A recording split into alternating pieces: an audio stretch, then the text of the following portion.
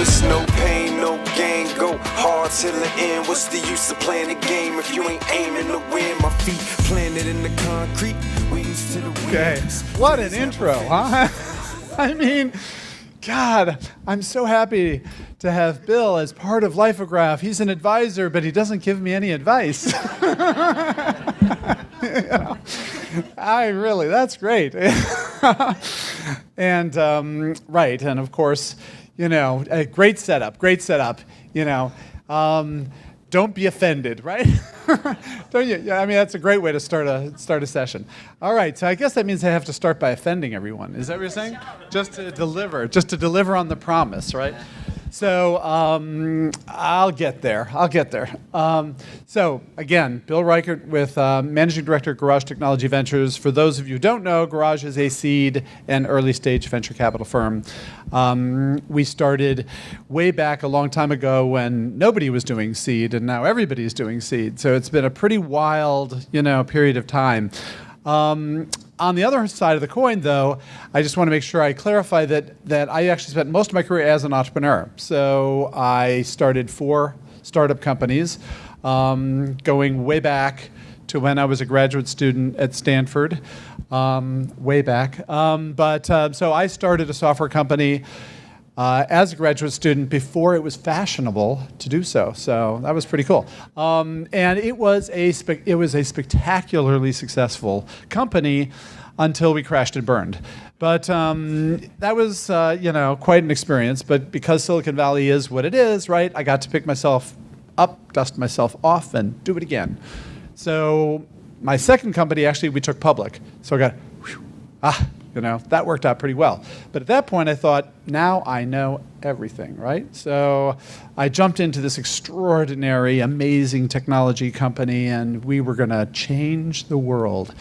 And we just ramped this thing up, and we hit a brick wall at about 100 miles an hour. So I realized that, as an entrepreneur, you're never going to know everything you need to know. You got to learn to be humble. You got to learn that, something may be lurking around the corner that's going to bite you. But I did it one more time, very successful outcome, and I said, I'm going to quit while I'm ahead, and that's when we started Garage. And the idea behind Garage was to be the world's first venture capital firm that was designed for the benefit of entrepreneurs. We thought that was a radical idea at the time, because we were a bunch of entrepreneurs. We didn't know anything about venture capital. But other than the fact that I had worn out a whole bunch of knee pads crawling up and down Sand Hill Road begging for money over the years, right? So I went through a whole bunch of experiences as an entrepreneur, pitching to VCs, trying to figure out, how am I going to get them excited about what I'm doing? And so when we started Garage, we thought, okay, it's the least we can do to help the next entrepreneurs avoid our mistakes, maybe learn something from, our experiences. And so we have tried to make Garage one of the most, if not the most, outreach-oriented venture capital firms out there. So Guy, as you probably all know, he writes lots of books, he gives lots of keynotes. And, and I get to do the heavy lifting. I do the, workshops, and I do the panels and all that. But so that's part of the origin of this. So crossover, and I become a VC. And now all of a sudden, I'm not the guy pitching, because I knew my pitch, and I had that down, right? But I'm listening now to thousands and thousands of pitches. And we're kind of looking at each other, and we're saying, okay, we got to coach these guys. We got to help these guys, be more successful, because, that's critical to their success. And so we tried to develop solutions to helping entrepreneurs be better at pitching, and it just didn't get any better, and it didn't get any better. And so this is the offensive part, I guess, right? And so, so one day a friend of mine said, hey, Bill, how'd you like to be a judge on our pitch panel, on our next pitch panel? And I do a lot of that, and I love entrepreneurs dearly, and I love, trying to help entrepreneurs. But for whatever reason, it was a bad day. And, I'm talking on the phone, and she's saying, wouldn't you just love to do judge this pitch panel? And accidentally, I moaned. And she goes, Bill, what? I thought you love doing these panels. You keep talking about, pay it forward, Bill, right? And so I said, yeah, I know, but I don't know, we're doing something wrong. For some reason, it's not getting through. We haven't figured out how to coach entrepreneurs to be effective at pitching. And she said, okay, if you're so smart, try to figure out what we're doing wrong and see if you can help. So I spent a lot of time trying to deconstruct the way we were coaching entrepreneurs about pitching and looking and listening to entrepreneurs pitch, going back to my own pitches to try to figure out what was wrong. And what I realized is with all of our coaching, what we've sort of pulled out of the whole process is trying to help entrepreneurs figure out how to get to wow. We get entrepreneurs to cover all these 18 points and cover all this stuff and make sure they include this and make sure they include that. But the net result is that we've eliminated all the passion from it. And so, typically, if you ask an entrepreneur to give an elevator pitch, what they'll do is they'll go to their investor deck, right? Entrepreneurs that go to their investor deck, they got 26 slides in the investor deck, right? And they know if they speak really fast, they can get through them in about 20 minutes, right? Okay. So they got, now they got 4 minutes to do an elevator pitch. So when they go in and they do the math and they figure, well, okay, if I take out 2/3 of the slides and I speak twice as fast, I can probably get it all done in 5 minutes, right? And that's, and we've sort of encouraged that because we want you to cover every single critical topic, no matter how short we squeeze you in terms of the pitch. And so all of these elevator pitches have lost the core excitement around the company. So what I want to do today, and I don't know if we're going to be able to do what I'm hoping we can do, but what I want to do today is talk a little bit about getting to wow, and then, if we have time, we'll see, if we have time, ask for some volunteers who want to come up and try, now, I'm maybe 2 or 3, I'm not sure, we'll see. We'll see how we do this, all right? So I'm prepping you guys, so I'm hoping that all of you will think about this, and all of you will process what we're talking about here and try to figure out, hey, can I improve my story? Because then we'll select at random, a few of you to try it out, to see if it works any better. So that's what we're going to talk about. That's what we're going to talk about today.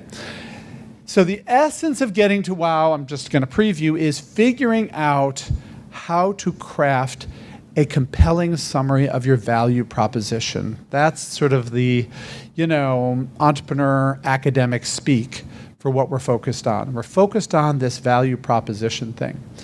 But it turns out, in fact, that if you want to figure out how to be better at pitching, whether you're pitching an investor or you're pitching a customer or you're pitching a potential employee, if you want to figure out how to be better at communicating, you got to go back to human anatomy, because it turns out that an effective communicator engages 3 body parts. How did we get into this topic, huh? Okay, all right. Okay, 3 body parts. It's not that, don't worry, we won't get, First, right? First, of course, you've got to engage the head. You got to engage the brain. You got to connect with the brain, right? So it's got to make sense. It's got to be logical.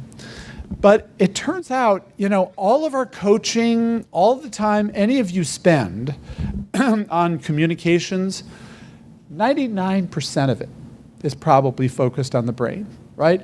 And that's what I thought when I was an entrepreneur. When I was an entrepreneur, I was coached that the key to developing a good pitch was basically to build the case, the logical, analytic, data-backed, data-driven case that proved that the investor should invest in your company, right?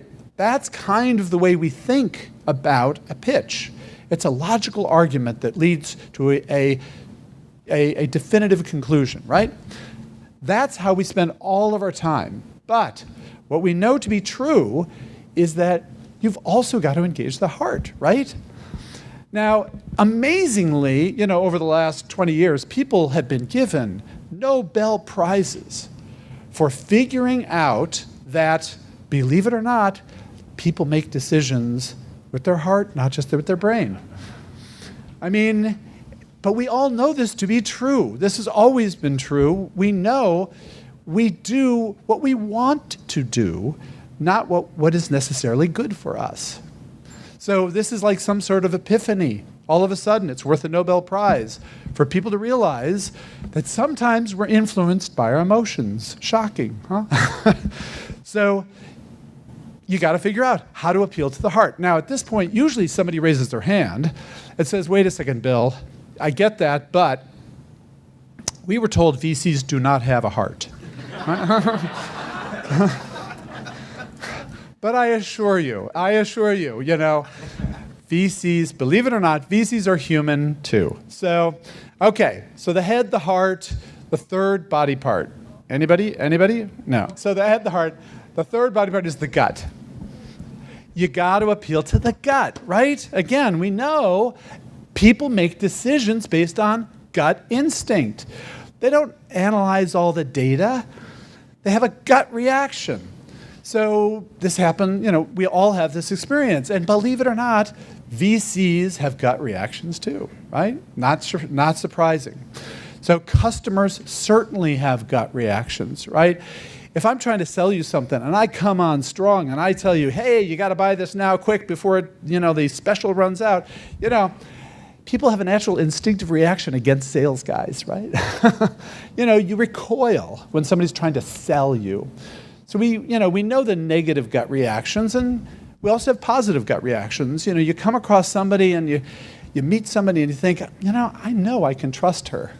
I believe I can trust her. That's my gut instinct. Is it right? Am I right? Okay. So we have gut reactions.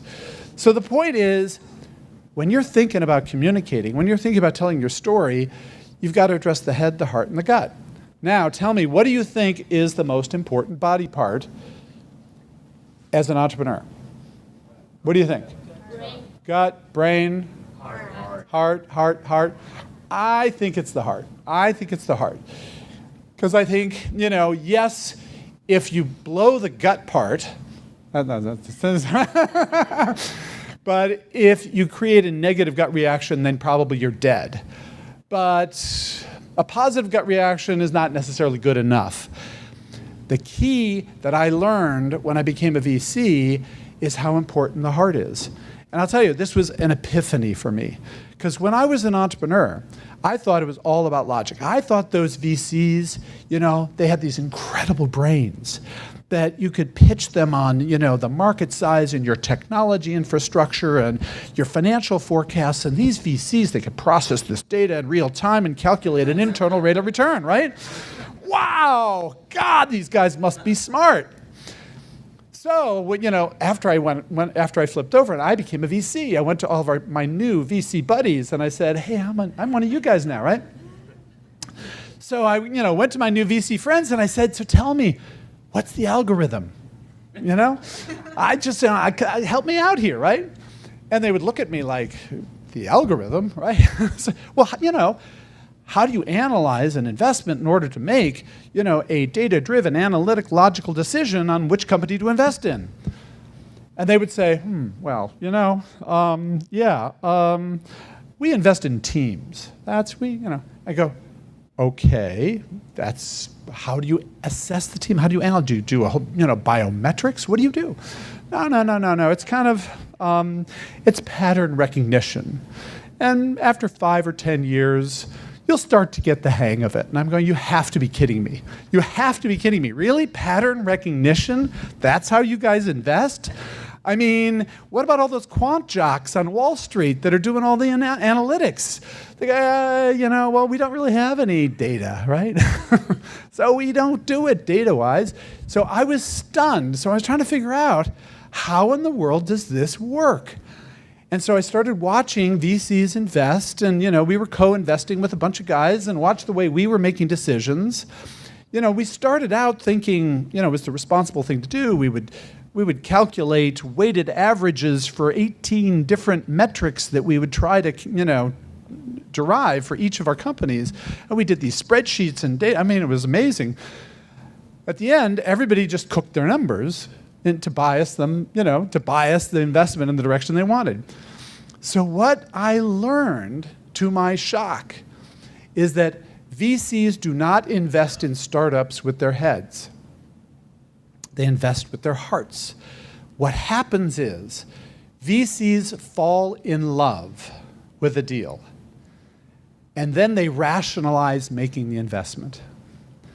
And this is huge for all of you, because what it means is if they don't fall in love, they're not ever going to bother doing the due diligence. And so the key, I realize now, for every entrepreneur is not making a logical argument. You got to do that. I'm not saying don't do that, but you've got to figure out what it is about your company that is lovable. What is lovable? And that's, nobody ever sort of thinks in those terms. And so I'm going to take it a notch away from, the meaning of lovable.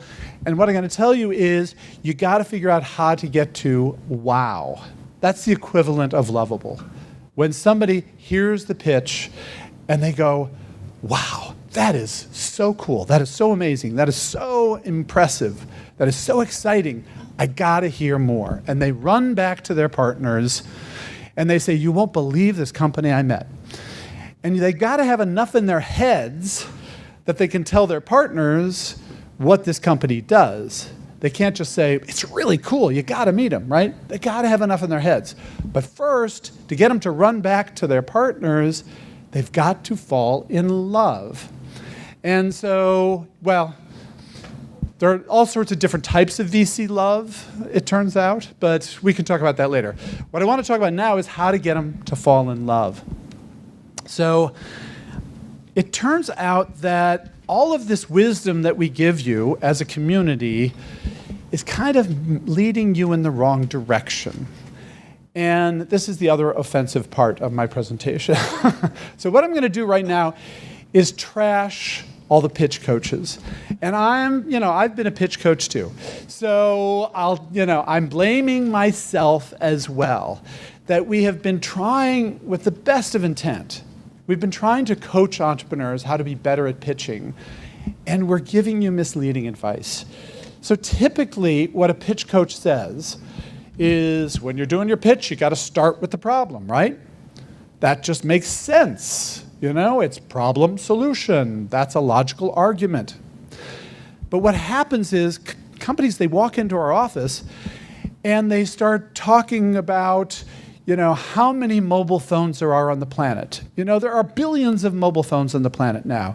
And there are now billions of smartphones. And there are now billions of apps on the planet. And they'll talk about the growth rate and how complicated it is. And finally, 5 minutes into the presentation, they say, and we have an app that helps you discover the best app for your smartphone, right? And I'm going, I didn't need 5 minutes of dissertation on the mobile phone market and how big and complicated it is to get to what it is you're doing. The reality is, I bet you for at least 9 out of 10, maybe 99 out of 100 of you, if you just tell me exactly what you are doing, I probably know the problem you're solving. So you don't have to lead with all this, here's the problem, because it's distracting and I can't even listen to that until I know what you're doing. So what I'm encouraging you is you don't have to necessarily eliminate all of the, your problem slide, but probably maximum you need one problem slide, but don't lead with it. And if you don't need it, eliminate it. But for entrepreneurs, it's just so easy to talk about the problem. The classic one, so we also invest in clean tech, right? So for years and years and years, any entrepreneur who would come into our office with a clean tech investment had exactly the same slide.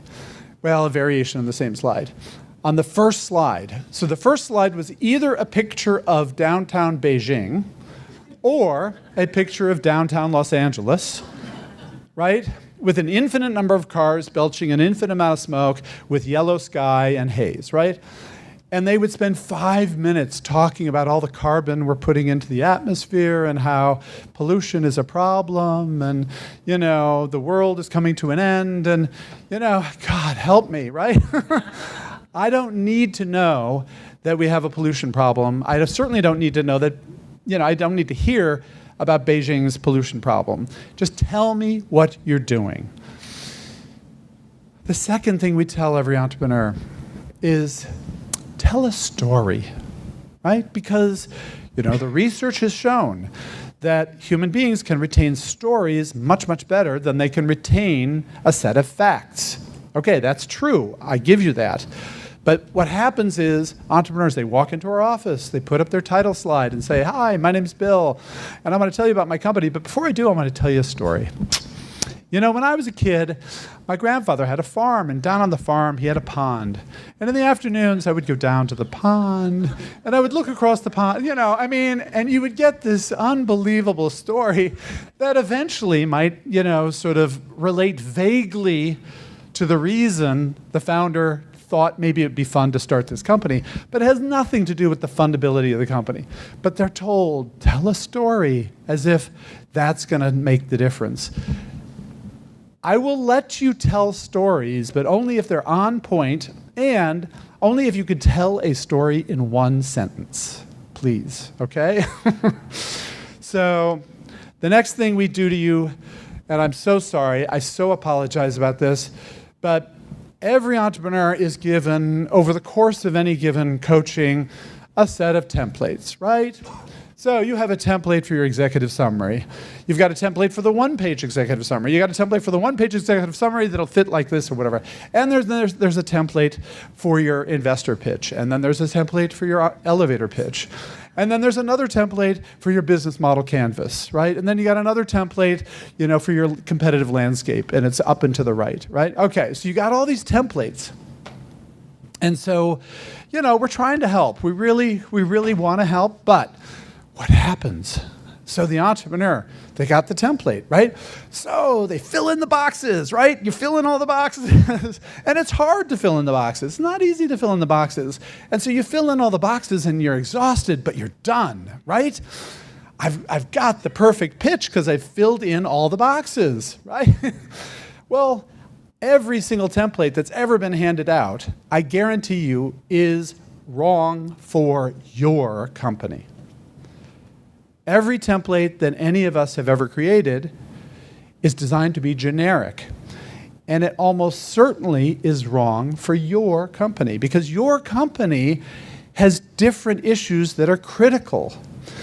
And one company's critical factor for success, critical issue, is going to be different from another company's or another company's.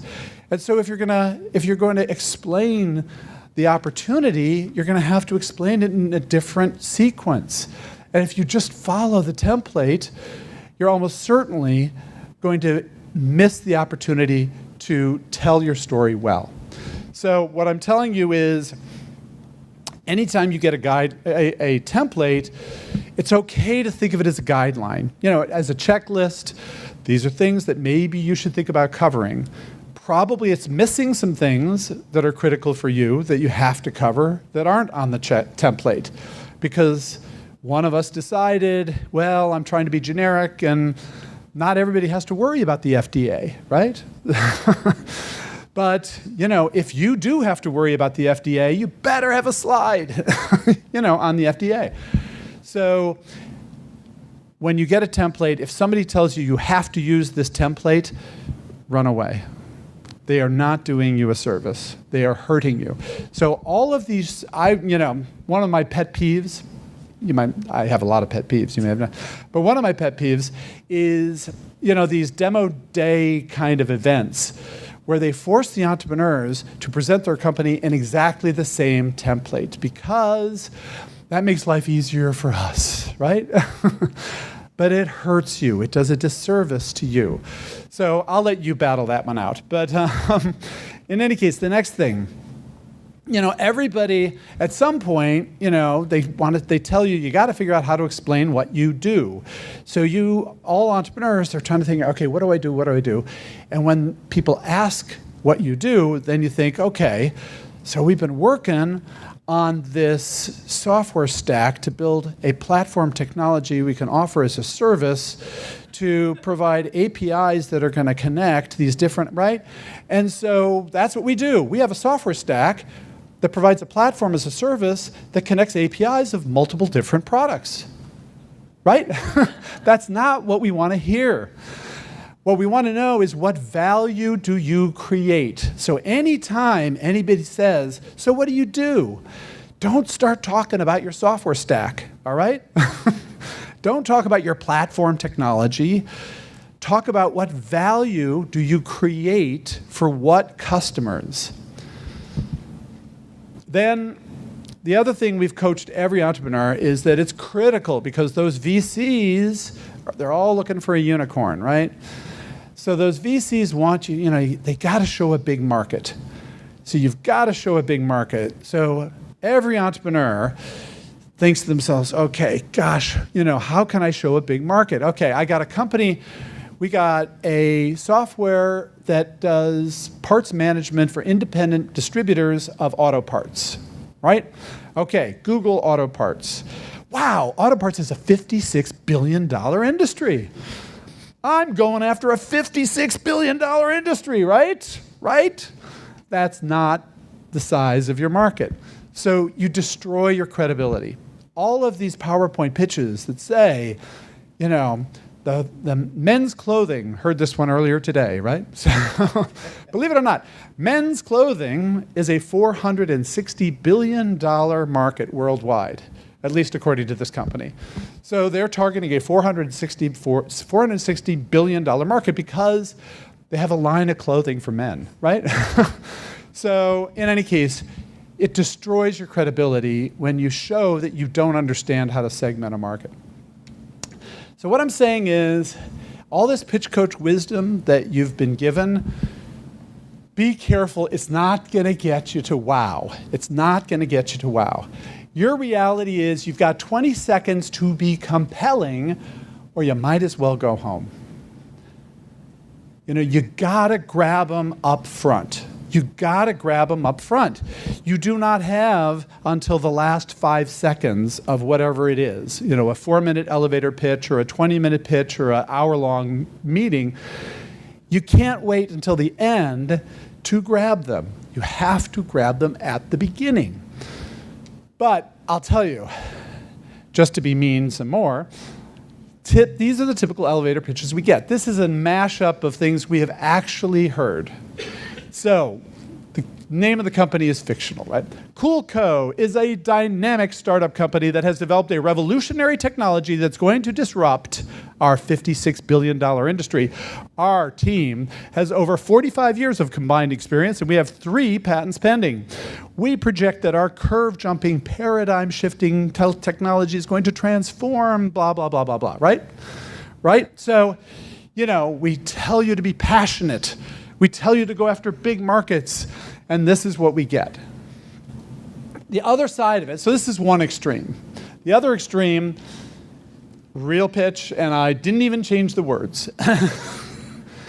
These guys, they come in and they say, well, we use a 2048 Diffie-Hellman key exchange and 2 56-bit triple DES to provide impenetrable encryption for digital wireless communications. Yes! Wow! Unbelievable. Really? Wow. So that is what we normally get. And so, of course, we're kind of sitting there going, huh? And you kind of look like this, right? This is not where you want to be, right? You want to get to wow. So what I'm going to give you now in the next few minutes is I'm going to give you a simple framework for thinking about how to get your company to wow. And what I want to tell you is that this is not just about investor pitching. And, again, a lot of these kinds of workshops are focused on investor pitching. What I'm telling you is this, I think, is really powerful for all of your communications. So, of course, it's going to help you with your investor pitch, but it's also going to be helpful talking to customers. You got 20 seconds to get your customer excited. Otherwise, you're not going to get to them. Now, I'll tell you, your wow is going to be different, a little bit different for customers than for investors. So you need to tailor it for the situation, but the principles are going to be the same. So when you are schmoozing at events, right? Of course, no normal human being would ever try to give their elevator pitch, at an event, right? So, the dirty little secret about elevator pitches, in case you guys haven't caught on, the only place you ever use an elevator pitch is at an elevator pitch competition, right? I mean, it's a sneaky trick that the VCs have done, right? Is to force you to do these things that are essentially useless, except for these competitions. But in any case, you can't use an elevator pitch at an event. When you're posting updates, social media or anything like that, what language do you use? When you are recruiting employees, right? So you're recruiting an employee, why should an employee join the company? It's got to be a wow. There's got to be a wow in there. They're not going to come. When you're looking for strategic partners, when you're sending out emails on your website, what's on your website? Almost everybody has some very clever tagline that you guys think, captures the essence of your company, but nobody other than you guys can really understand, right? So you've got to figure out how you're going to communicate effectively what's exciting about your company. Leaving voicemails. This is classic, right? So people call garage, entrepreneurs call garage, and they're stunned that they don't get a human being to answer. So, voicemail picks up. So we get these messages on our voicemail. Hi, my name's Tom, and I got a company, and I need money. Can you call me back? Really? So, press releases, marketing materials, training your team. The point is, if you can figure this out, this is valuable all over the place. It's just basic, effective communications. So, the principles of getting to wow, the 3 C's. In the first 20 seconds, you've got to accomplish the following. First, you have to be clear what it is you do.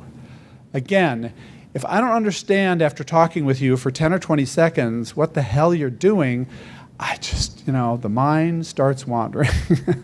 So you got to be clear what it is you do.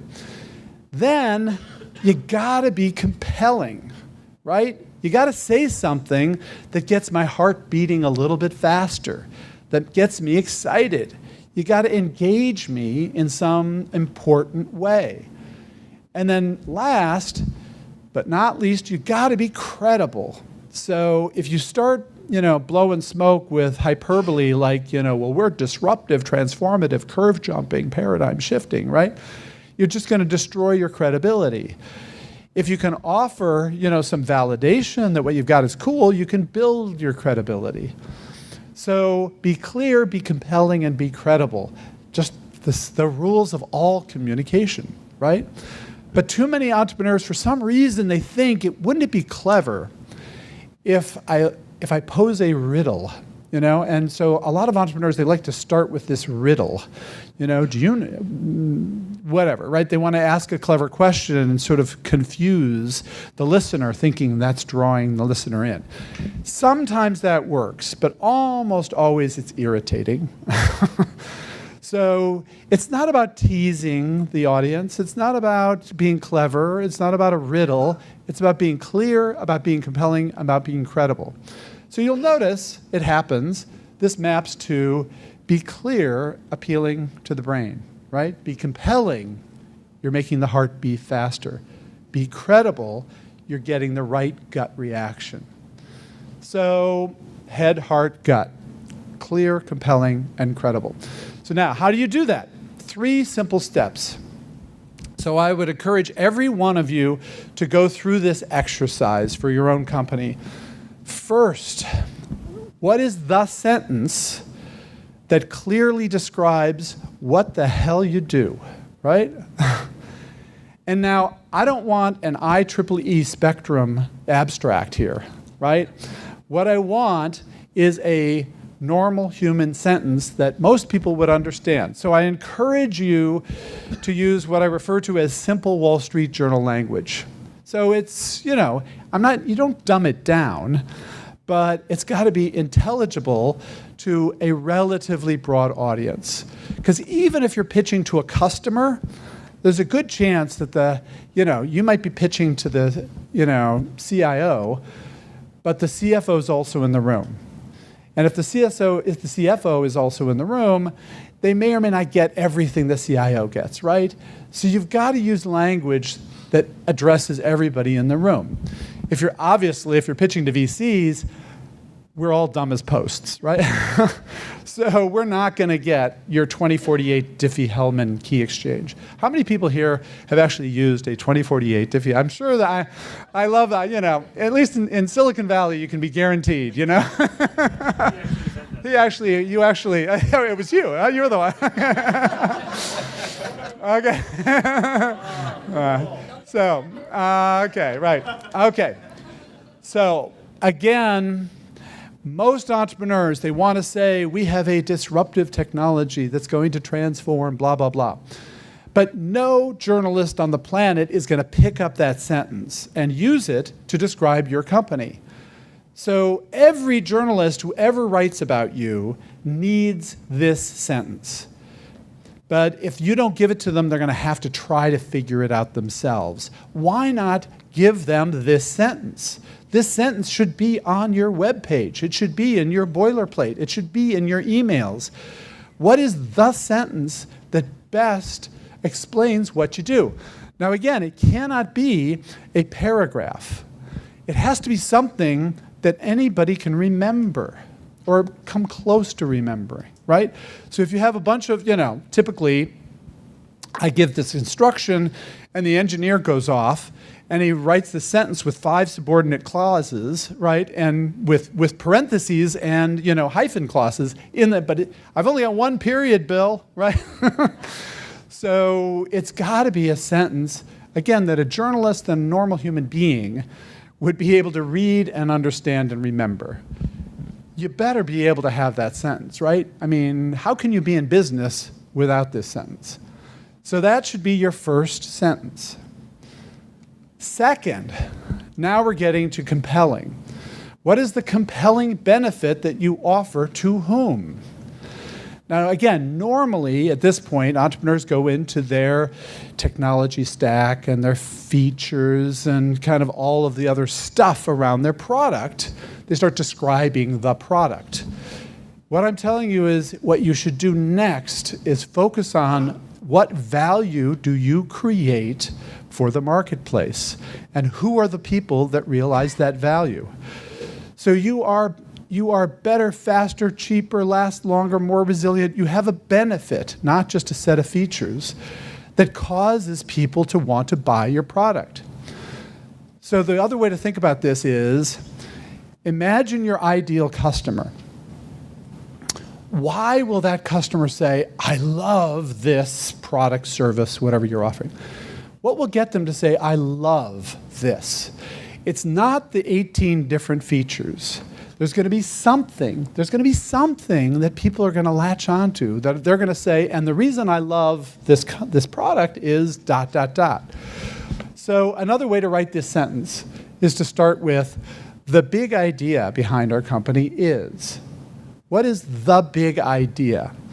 So this was another big epiphany I had when I switched over to VC, which was to say, I used to think that a good product covered every base, right?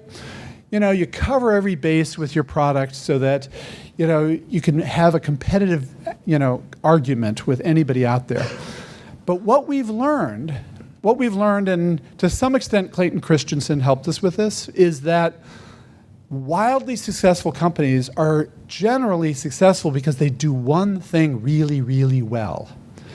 And they don't have to do everything really well, but they have to do one thing really well. And so it's not good enough to put together a lot of pretty good things in order to get to a really good thing. Doesn't work that way. Great companies do something really well. And then, God bless, they do other things well or good enough, but people fall in love for some reason, generally. So, what is your compelling benefit? What is so freaking exciting about this that people are going to go, wow? That's your second sentence, all right? And then your third sentence has to do with your differentiation. So here's another dirty little secret that nobody told me when I was pitching as an entrepreneur.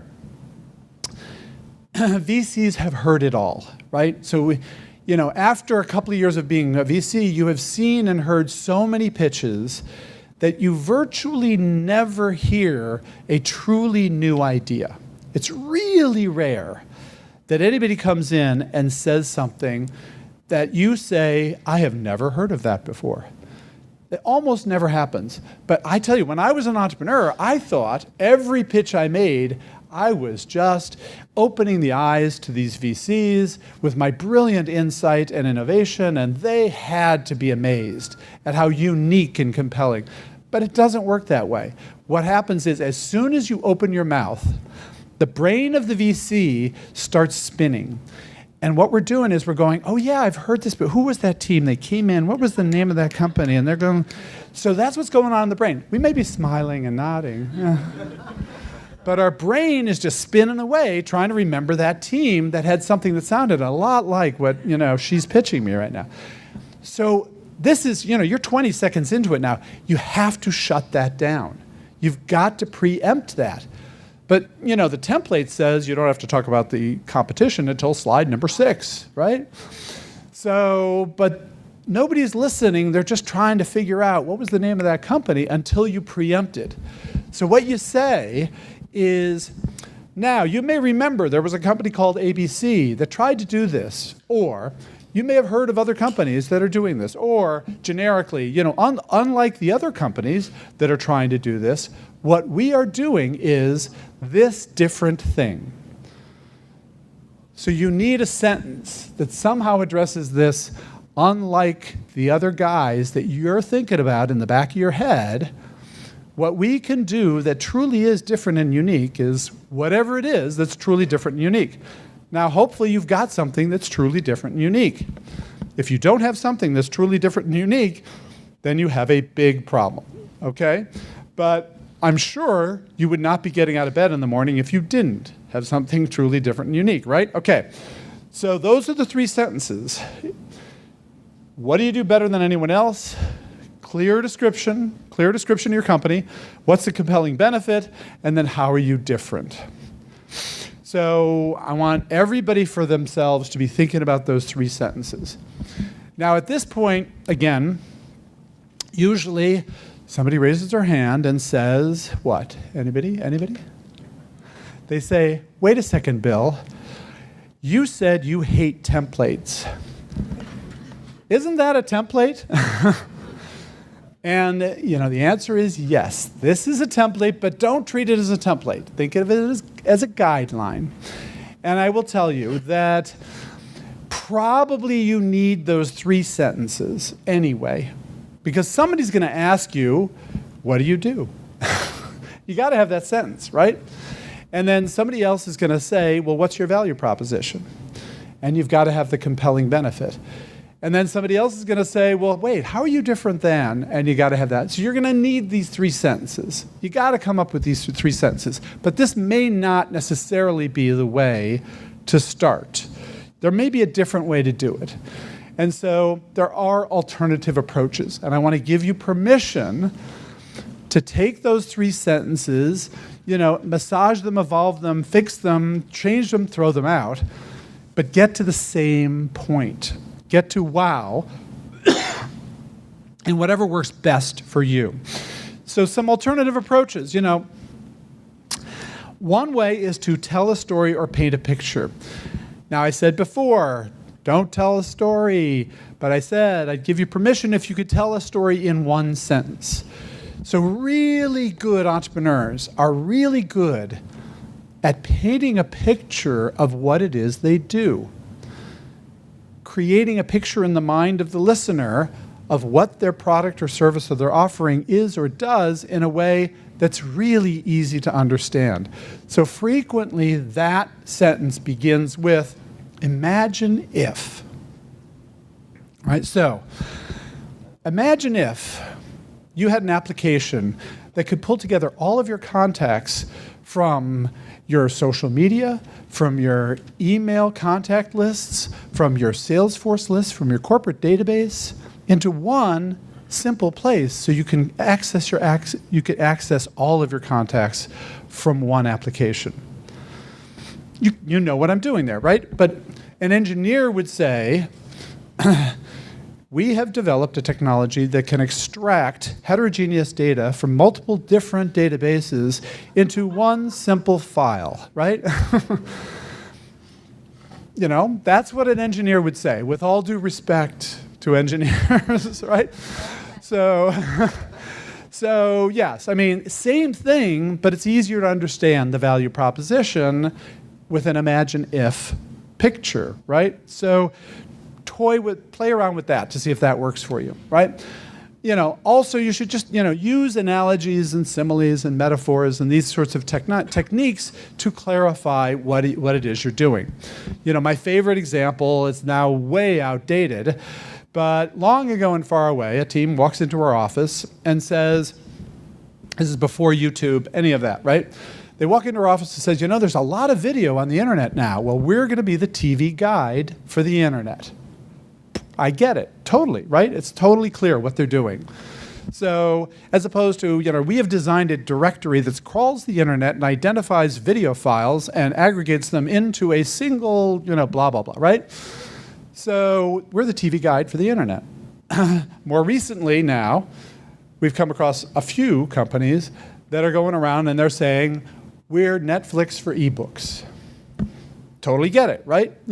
Instead of buying each ebook, you can read as many as you want each month. So that can help tell your story. And then another totally different approach to getting to wow is if you have a really, really big name that you can drop, tell us up front. So this is leading with credibility. So the best example of this that I ever heard, I happened to be in New Zealand, not this time, but before. I was in New Zealand, and I was judging a pitch competition, and this woman gets up and says, hi, my name is Claudia, and we have a company called Massive Software. We develop special effects software for the entertainment industry. Last year, we won the Academy Award. Boom, right? Wow, that's kind of cool, right? So, she didn't have to go into the description of all of her clever technology or even her customers. She did later on, but she led with her wow, right? So at the end of her 4-minute pitch, I said, you had me at Academy Award. So counterexample. The counterexample is a team comes into our office, they sit down, they go through an hour-long pitch, 55 minutes into the pitch. They get to slide 26. Slide 26 is their team slide.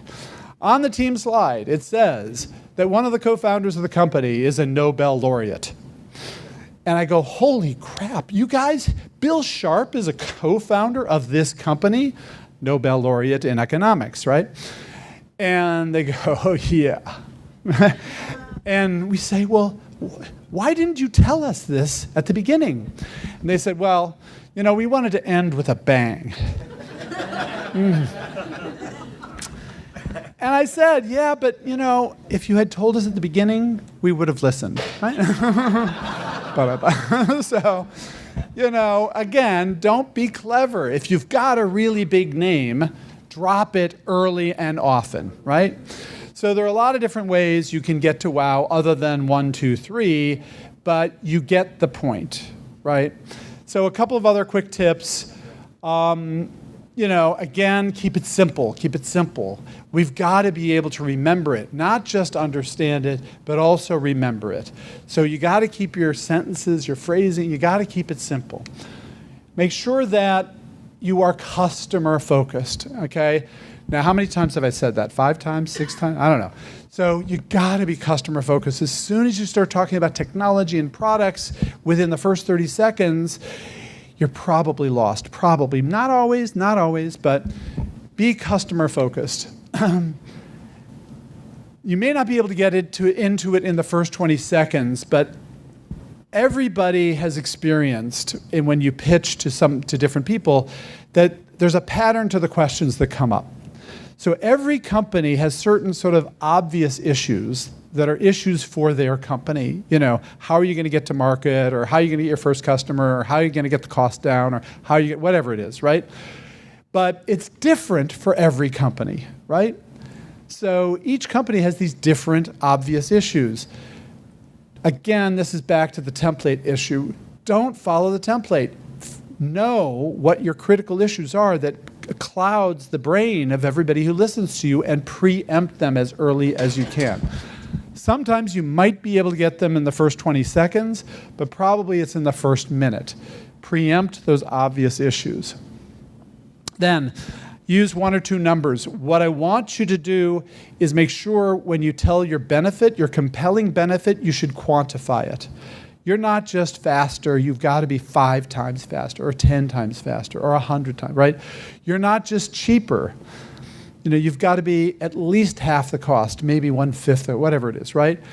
You don't just last longer, you last 5 times longer, right? You've got to quantify the benefit, and it's got to be material. It's got to be exciting. So I went in one workshop, I told the entrepreneurs, now make sure you quantify your benefit.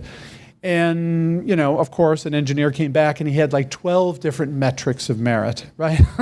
And we can't remember 12 different numbers.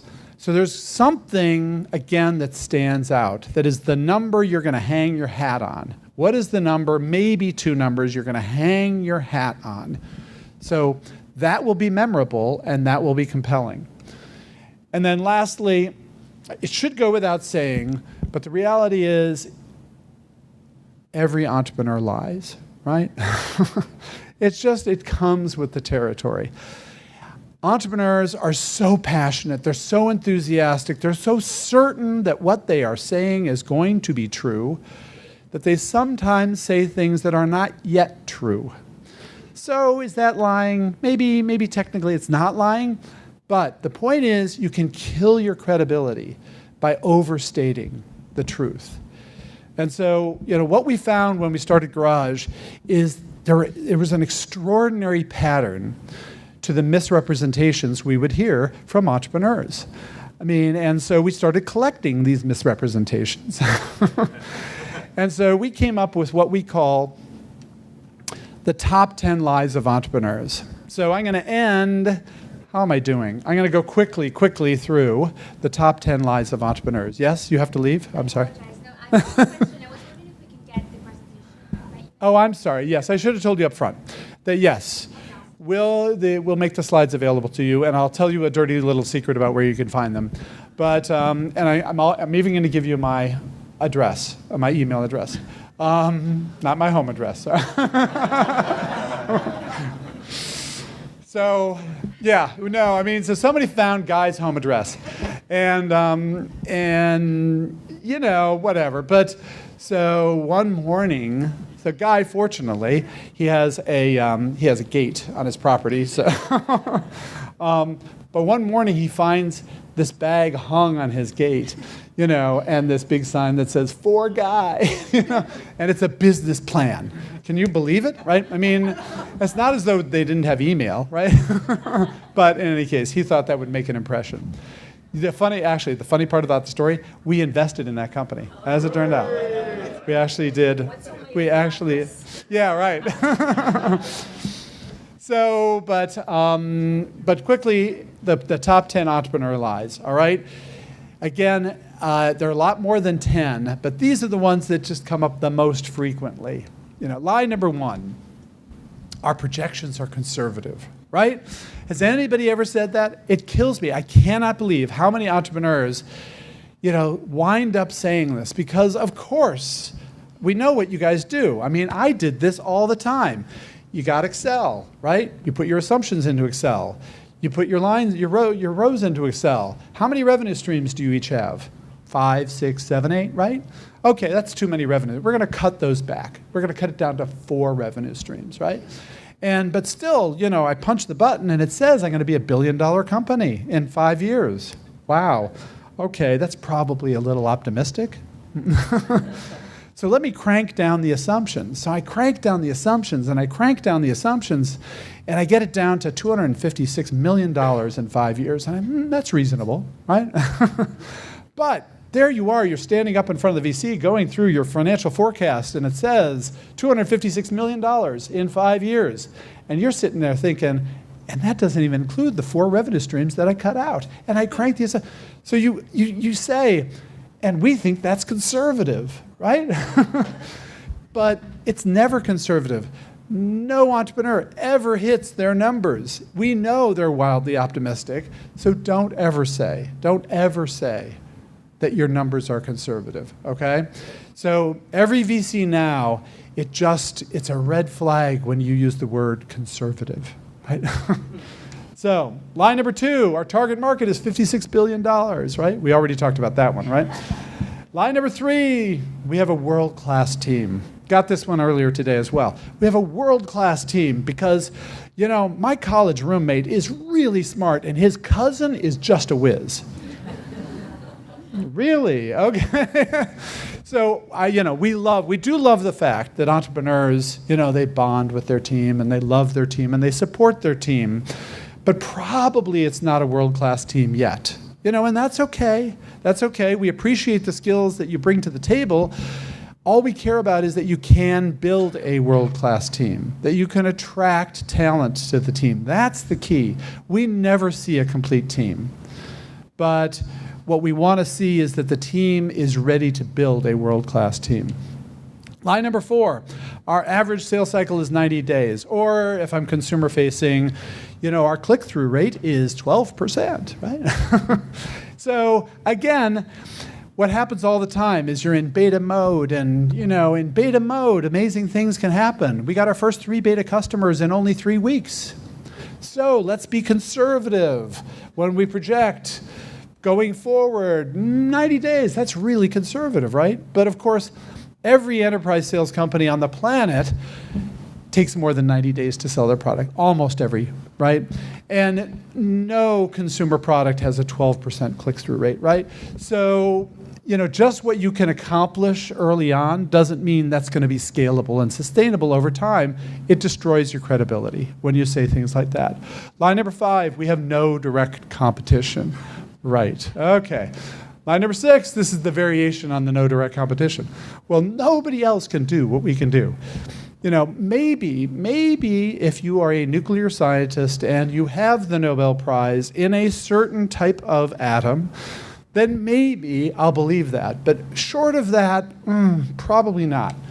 Line number 7, all we need is 2% of the market, right? Because $56 billion market, 2%, that's $1 billion company. How hard can it be to get 2%, right? So again, you're killing your credibility when you say stuff like that. We want the team that's going after 98% of a $0 billion market. In other words, we want the team that's going to create their own market, and they're going to dominate it. So that's what we're looking for. Line number 9, we'll be cash flow positive in 12 months. No, well, whatever. That never happens. Somehow that never happens, right? It only happens if you don't raise money. Interesting dilemma here, right? So the lesson learned is if you want to be cash flow positive, don't raise money, because that's the only way you can survive, right? But that's another discussion. Okay. Line number 9, our deal with Google will be signed next week. We've had 3 good meetings so far, and I'm sure they're ready to sign. It never happens. It never happens. And so entrepreneurs are always surprising us on the downside. 2 weeks later, the deal's not signed, and already you've fallen short of your plan. And so, how do you think we feel about what you're going to be able to do 2 years from now, much less longer? And then line number 10, I'll be happy to turn over the reins to a new CEO, right?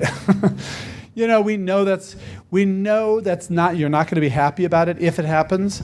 There is a myth about venture capital that venture capitalists want to replace the founders. That is not at all true. What we all know to be true is the most successful companies are able somehow to keep the founders growing with the company, right? Just look across the board. So what we want to do is invest in a team that can grow with the company, that can go all the way. The best deals are companies where the team goes all the way. We don't want to replace founders. But the reality is that sometimes the founders have a flat spot and they can't grow beyond a certain point. And so we got to have the conversation. 2 years from now, what do you think your role is? It's a trick question, But we want to know that you're going to put the company first and not your own career path. And so we know you're not going to be happy if it comes to that, but that's okay. We want you to be willing to do that. So those are the top 10 lies of entrepreneurs. 3 steps to getting to wow. Greg helped me with the slides. If you want help with your slides, go to Greg. Now we're getting to the advertising portion of the program. So I just wanted to share with you that in the early days of Garage, we developed a curriculum for entrepreneurs, which Guy turned into a book called The Art of the Start. And so for those of you who haven't heard, Guy just came out with Art of the Start 2.0. Well, last year, Guy and I did a video version of Art of the Start 2.0. So Skillshare.com has 2 video courses that cover a lot of the topics in Art of the Start 2.0. So if you are video-oriented rather than paper-oriented, what you can do is buy the book, right? Buy the book. Okay. And then go to Skillshare and you can listen to the concepts on Skillshare. So that's one ad. And then the second ad is the Kauffman Foundation asked me to do a video course on the art of startup finance. And so that's available at the Kauffman Foundation at their Founders School. You can go enjoy that. And then here's the money shot, right? Okay, so what I'm going to do is give you all my email address. My email address is reichert@garage.com. And for those of you who are so inclined, my Twitter handle is Bill Reichert.